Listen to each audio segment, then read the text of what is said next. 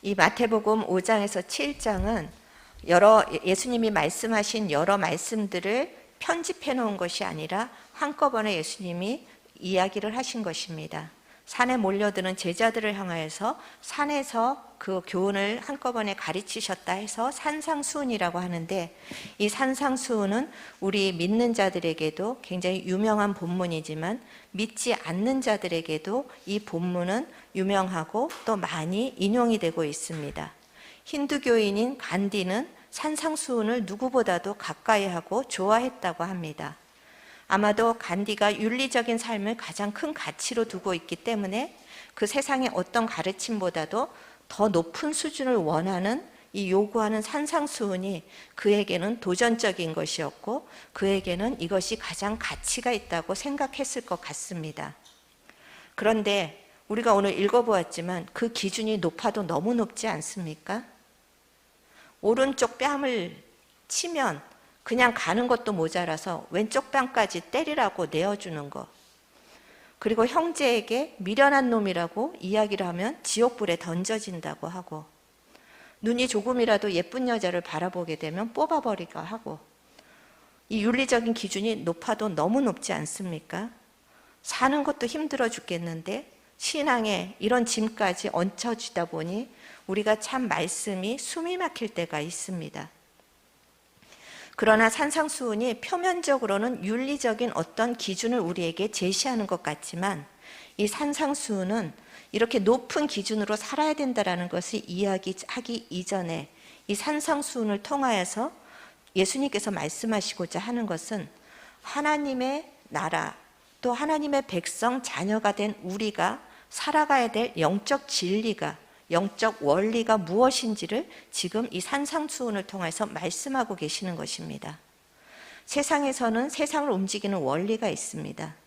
자연 법칙에도 봄이 오면 여름이 오고, 여름이 오면 또 가을이 와서 낙엽이 떨어지고, 이런 질서와 원리 속에서 움직이는 것처럼 우리가 보이지 않는 영적 세계이지만 그 보이지 않는 영적 세계에서도 움직여가는 질서가 있고 원리가 있다는 것입니다. 그래서 이 산상수훈을 통해서 그 원리를 이야기하고 계시는데, 우리가 이 영적인 원리가 무엇인가, 이 영적인 원리를 우리가 왜 알아야 되는가, 그것이 굉장히 중요한 것입니다. 왜냐하면 영적인 세계는 보이지 않지만 그 영적인 세계에서 우리가 영적인 원리로 살 때 우리가 보이는 이 육적인 세계를 우리가 다스릴 수 있는 것입니다. 영적인 세계에서로부터 질서가 육적인 세계로 흘러가는 것입니다. 그래서 요한복음 6장 63절에서 보면은 살리는 것은 육이 아니라 영이라고 하십니다.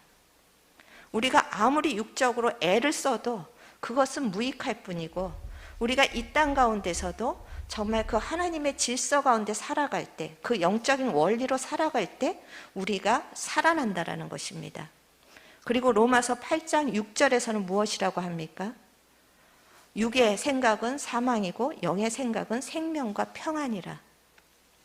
여러분이 인생을 살다가 어떤 문제가 꼬였을 때, 어떤 문제로 막혔을 때, 그것을 내가 육적인 것을 동원해서 세상의 지혜와 나의 지혜와 방법을 다 동원해서 풀어나간다 할지라도 그것이 잠깐 되는 듯 하지만 결국 나중에 가면 더 꼬일 때가 참 많이 있습니다. 우리가 보이는 문제가 생겼을 때 오히려 영적인 것에서부터 먼저 풀어나갈 때 우리의 그 보이는 문제는 육적으로도 풀려나게 되는 것이, 이것이 하나님께서 우리에게 주신 질서이고 하나님께서 우리에게 주신 원리입니다. 그렇기 때문에 이 산상수훈에서는 그 원리를 잘 우리에게 제시하고 계시는데, 이 원리를 우리가 세 가지로 오늘 살펴볼 때, 이 원리에 따라서 우리가 살아갈 때 우리의 인생에 지금 막혀 있는 것들, 얽혀져 있는 것들도 풀어지고 열릴 줄을 여러분이 믿으시기를 바랍니다.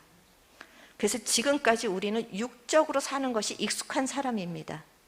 내가 생각을 막 동원해서, 그래서 최상의 생각으로 끌어내서 그것으로 사는 것이 익숙한 사람이라서 이 영적인 원리를 따라가는 것이 쉽지는 않습니다.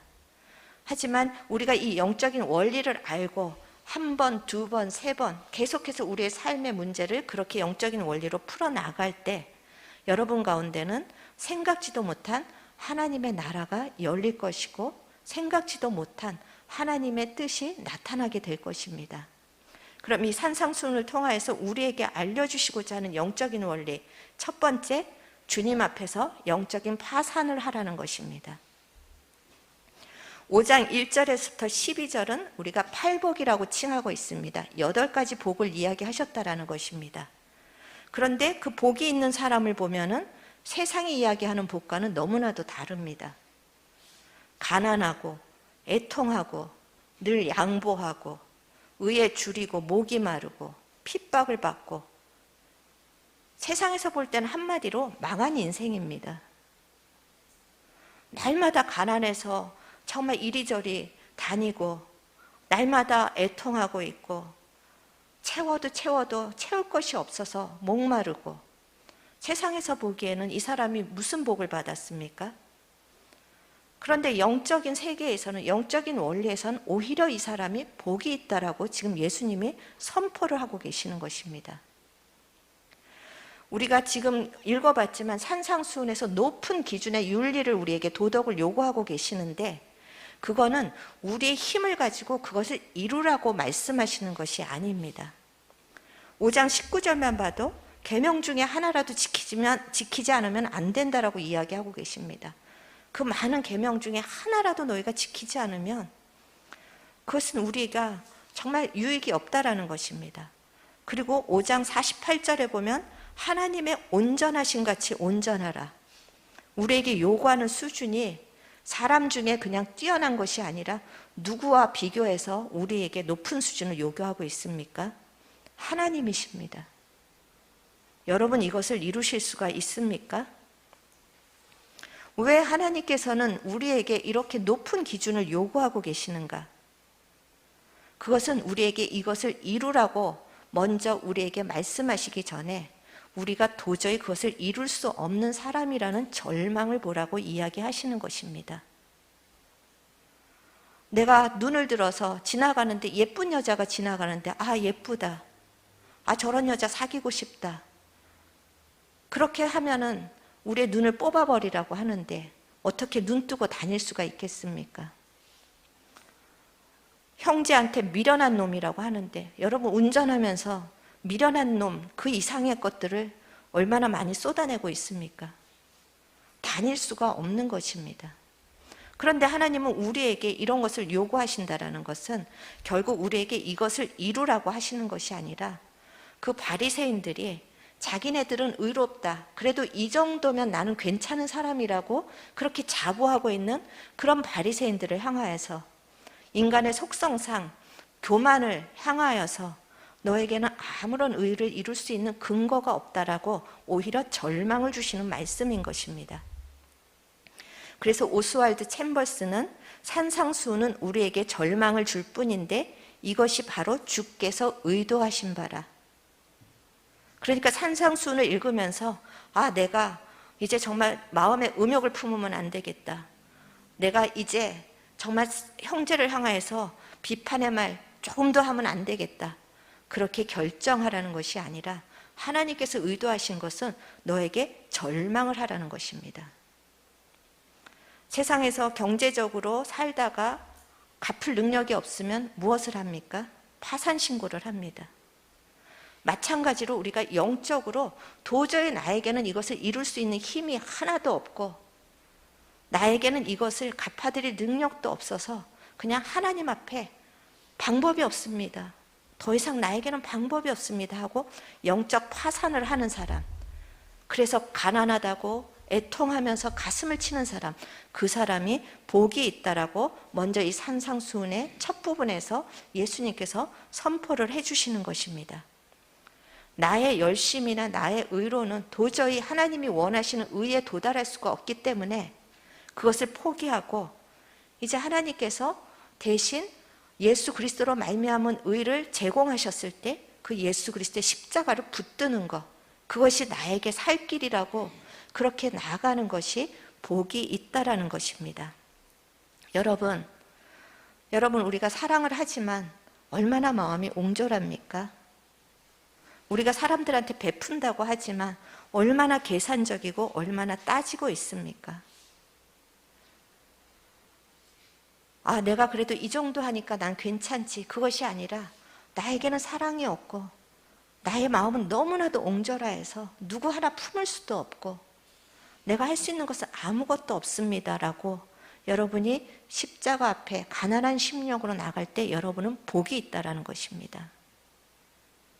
그리고 예수 그리스도의 의가 없이는 나는 도저히 하나님의 의에 도달할 수가 없습니다.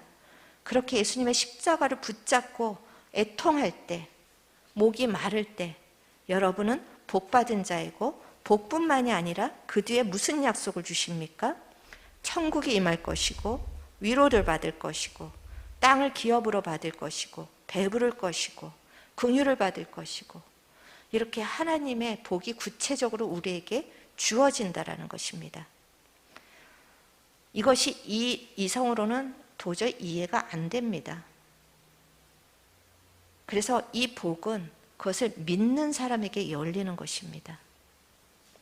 세상의 지혜로, 세상의 이치로 이것을 따질 때 도저히 이것은 말이 안 되는 얘기입니다. 잘하는 사람이 복을 받아야지. 나는 못합니다라고 나뒹구른 사람이 복을 받는다는 것이 영적인 이 원리인데 이 육적인 원리를 가지고서는 이 영적인 원리를 받아들일 수가 없습니다. 저는 이 시간에 우리의 모든 이성적이고 합리적인 사고들이 다 내려지고 영적인 원리를 여러분의 인생의 첫 번째로 받아들이시는 복이 열리기를 원합니다. 그래서 하나님 나의 의로는 안 돼서 내가 예수 그리스도의 의를 붙잡겠습니다 할 때 하나님의 약속대로 천국이 임하고 하나님의 약속대로 하나님이 주시는 위로가 임하고 그리고 이 땅 가운데서 우리가 정말 그 돈이 있어서 배부른 것이 아니라 마음이 부자인 인생으로 살아가는 여러분이 되기를 주님의 이름으로 축원합니다. 그렇게 영적으로 우리가 아무런 것도 할 수 없는 자라는 것을 파산신고를 한 다음에 그 다음에 붙잡아야 될 두 번째 영적 원리가 있습니다.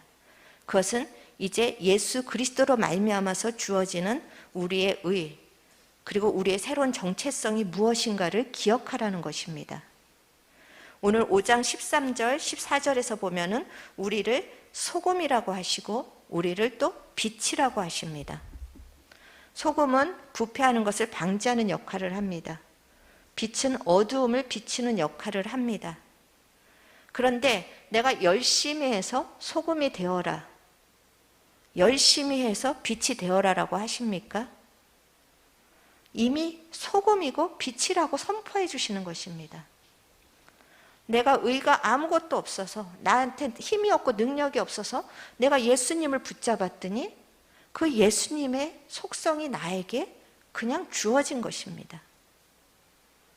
그래서 예수님이 소금이시니까 내가 소금이 되는 것입니다. 예수님이 세상에 빛으로 오셨기 때문에 내가 빛이 된 것입니다. 여러분, 이 믿음이 이 시간에 여러분에게 선포됩니다. 여러분은 세상에서 좀 찌질하고 여러분의 인격이 모자랄지라도 이미 예수 그리스도의 생명이 있는 자들입니다. 빛이십니다. 소금이십니다.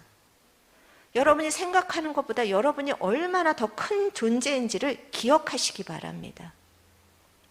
지금 산상수훈을 통하여서는 이것을 우리에게 선포해주고 계시는 것입니다.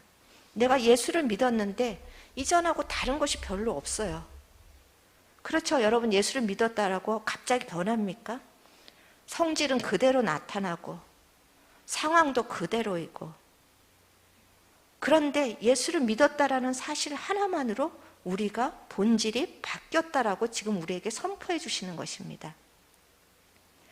비록 우리가 세상 가운데는 힘이 없을지라도 세상 가운데서는 정말 또 무력할지라도 이미 하나님의 생명과 성품은 여러분에게 시작되었음을 믿으시기 바랍니다.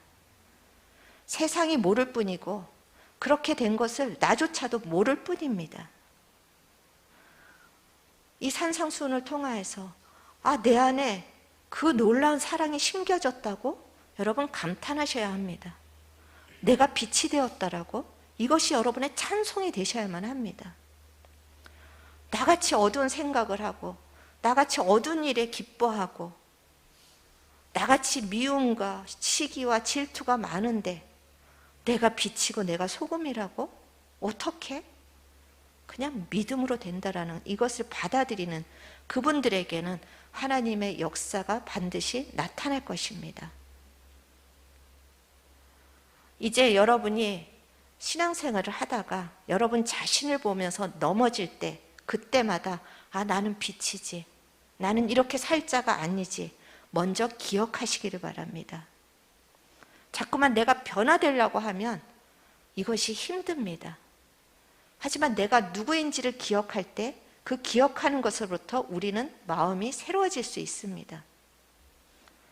그리고 나는 이렇게 어둠에서 살 자가 아니구나, 나는 빛이구나 생각하는 그 순간부터 새로운 역사는 일어날 수 있습니다. 왜냐하면 우리가 내 안에 하나님의 DNA가 있다는 것을 믿는 믿음을 통하여서 하나님의 DNA는 발현되게 되어 있습니다. 이것이 믿음의 법칙이고 영적인 원리입니다. 우리 베드로전후서 1장 3절 말씀 한번 같이 읽어보시겠습니다. 그의 신기한 능력으로 생명과 경건에 속한 모든 것을 우리에게 주셨으니 이는 자기의 영광과 덕으로서 우리를 부르신 이를 알므로 말미암음이라. 여기서 보시면 앞으로 우리가 잘하면 주실 것이라고 합니까? 이미 주셨다라는 것입니다. 어떻게 주셨습니까? 우리의 선행을 통해서 주셨습니까? 그의 신기한 능력으로 주셨습니다. 그리고 우리가 예수 그리스도를 알므로 주셨습니다. 이것을 믿는 것이 믿음입니다. 내 상황과 내 인품은 그대로인 것 같은데 내가 예수 그리스도를 믿음으로 말미암아서 나에게는 이미 하나님의 그 DNA, 하나님의 성품과 경건에 속한 모든 것들과 생명이 이미 심겨져 있다, 이렇게 믿음으로 선포하는 자에게 하나님은 하늘의 문을 여셔서 그것들을 부어주실 것입니다. 그렇기 때문에 우리의 믿음의 출발이 자꾸 행위의 근거가 되면 우리가 이 복을 못 받습니다. 우리의 믿음의 출발은 예수 그리스도의 의로 말미암아서 내가 어떻게 의인이 되었는지, 또 내가 어떻게 하나님의 능력을 발휘할 수 있는 사람이 되었는지를 기억하는 것으로부터 출발하는 것입니다. 그리고 그 믿음을 가지고 이제 세 번째 우리가 나아가야 될 영적 원리가 있는데 그것은 바로 기도와 순종의 자리로 나아가는 것입니다. 오늘 마태복음 5장에서는 높은 수준의 기준을 우리에게 요구합니다. 너희들이 하나님의 자녀라면 이 정도는 살아야지 하면서 높은 도덕을 제시를 합니다. 그런데 6장부터 기도를 가르치십니다. 그러면서 기도를 할 때 너희들이 바리새인들과 같이 나는 그래도 기도도 이렇게 몇 시간 했어, 그렇게 만족하고 그럼 보이는 것으로 기도하지 말라고 하십니다. 기도를 할 때 하나님 앞에 진실하게 해라. 골방에 들어가서 하나님 앞에 은밀하게 보고 계시는 하나님, 내 생각과 내 마음까지도 다 사람에겐 들키지 않지만 하나님은 다 은밀하게 보고 계시는데 그 하나님 앞에 기도하라는 것입니다. 그래서 몇 시간 기도하고 우리가 얼마나 중보주 기도를 유창하게 하는가는 중요하지 않습니다. 물론 그렇게 해야 되지만 그런 기도보다 더 중요한 기도, 가장 능력 있는 기도는 가장 정직하고 진실한 기도입니다. 그 하나님 앞에 나가서 나의 연약함과 나의 죄를 파산 신고를 하면서 엎드리는 그 기도가 가장 진실한 기도라고 말씀하시는 것입니다. 그리고 또 이방인과 같이 기도하지 말라고 합니다. 이방인들은 먹고 사는 문제, 그리고 자기가 원하는 것을 받기 위해서 비나이다 비나이다 비나이다 계속 반복해서 비나이다 비나이다, 그런 기도를 우리는 필요가 없다라는 것입니다. 왜냐하면 여러분 부모인데 아이가 오늘 밥을 꼭 주셔야만 합니다. 오늘 저에게 학교에 갈 차비를 꼭 주셔야만 합니다. 그래서 주십니까? 내 자녀니까 먹이고 입히고 씻기고 그 아이가 대학교 갈 때까지 돌보는 것이 부모 아닙니까? 하나님께서는 너희들에게 필요한 것을 이미 아시니까 그거를 구체적으로 이거 주세요 저거 주세요 하지 않아도 이 땅에서 먹고 사는 거, 또 너희들에게 필요한 건 이미 아시니까 그거는 너희들이 구할 필요가 없다라는 것입니다. 그래서 기도라는 것은 하나님 내가 이렇게 원하는 거 주세요 하는 것이 아니라 기도는 내 아버지가 누군가를 기억하는 것입니다.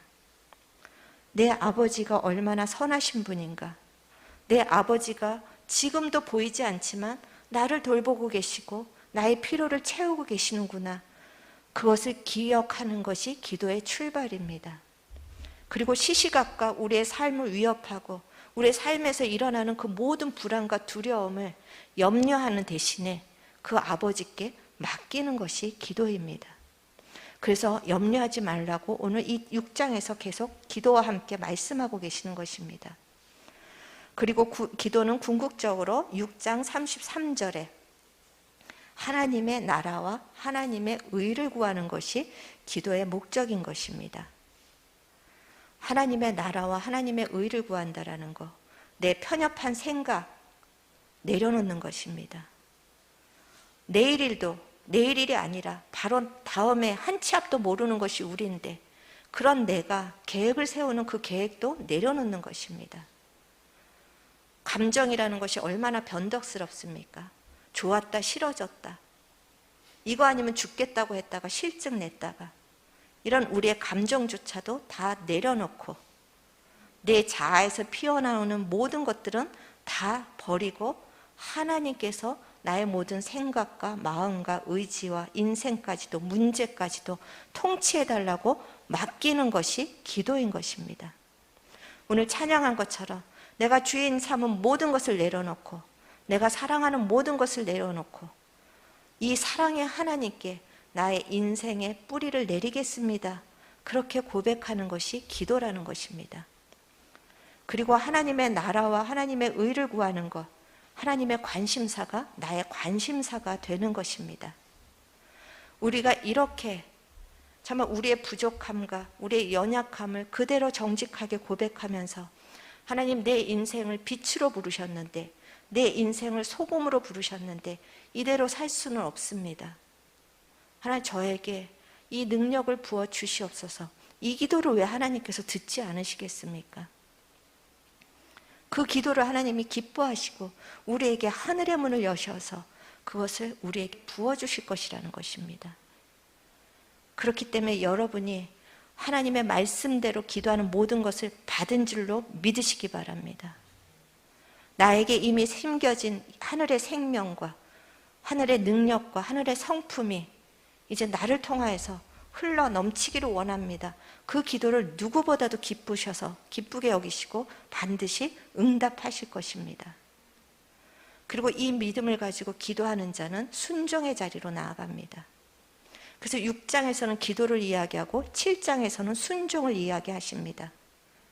그리고 산상수훈의 마지막에 순종을 강조하시면서 우리가 아무리 깨달았어도 지금 제 말씀을 들으면서 우리가 그런 사람이구나 깨달으셨고 또 기도를 할지라도 그것이 순종으로 연결되지 않으면 그것은 사상 누각, 모래 위에 짓는 집과 같다라는 것입니다.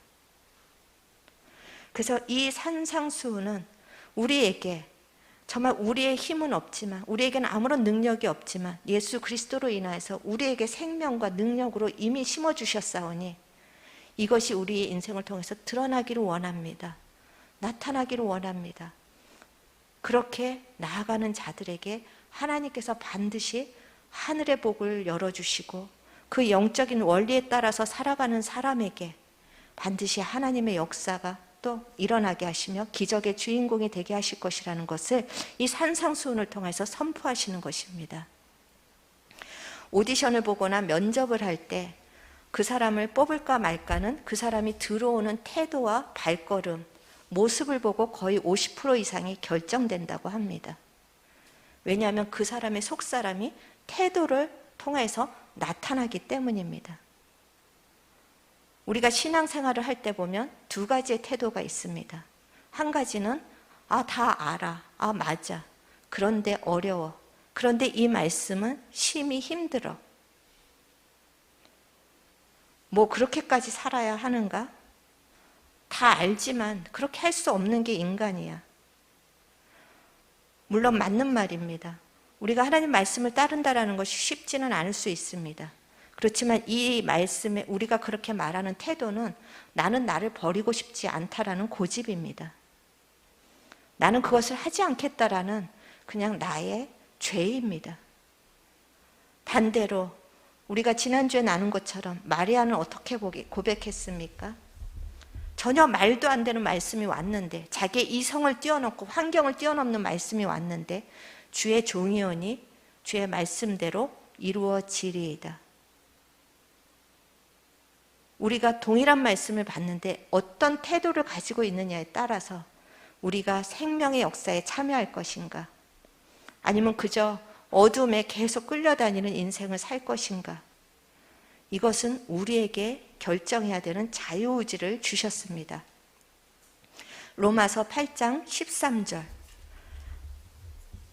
거기서 로마서 8장 13절에서 너희가 육신대로 살면 반드시 죽일 것으로되 영으로서 몸의 행실을 죽이면 살리니, 내 고집과 내 습관대로 살면 우리에게는 죽는 역사만 남아 있습니다.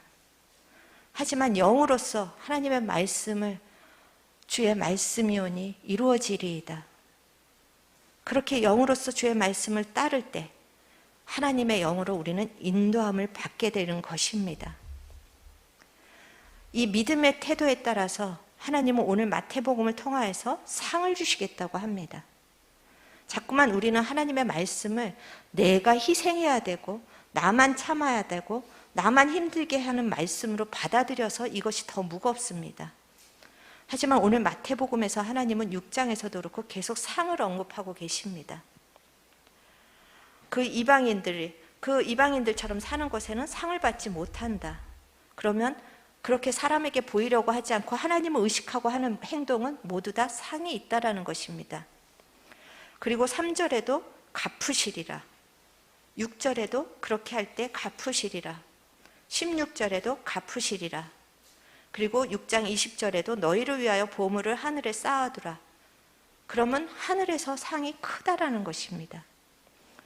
하나님께서 우리에게 이렇게 말씀하시는 것은 우리를 희생시키려고 하시는 것이 아니라 우리의 영에 복을 쌓아주시기 위해서 이런 말씀을 주시는 것입니다.